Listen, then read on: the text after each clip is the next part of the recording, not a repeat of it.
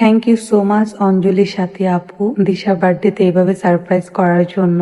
আপু হচ্ছে দিশা বার্থডের আগেই হচ্ছে আমাদের বাসায় আসে এবং দিশাকে বার্থডে সারপ্রাইজ দেয়।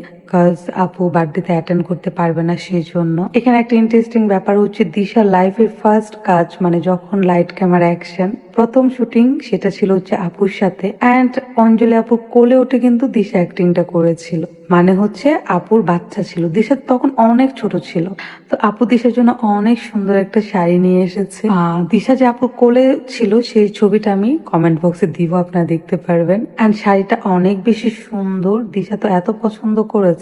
তো দিশা পছন্দ করে লাভ নাই, শাড়িটা মেনলি পরবে দিশার মা। দিশা বারবার বলতেছিল শাড়িটা এত বেশি সুন্দর, এই শাড়িটা কিন্তু আমি পরবো, আমার মাপে ব্লাউজ বানাবা আম্মু, তুমি কিন্তু এই শাড়িতে ভাগ বসাবা না। এনিওয়ে মা মেয়ে মিলিয়ে পরবো। সবাই দিশাকে এত এত ভালোবাসে, এইটা আসলে অনেক বড় পাওয়া। সব সময় ভালো থাকবেন আপু, আপনার জন্য অনেক দোয়া।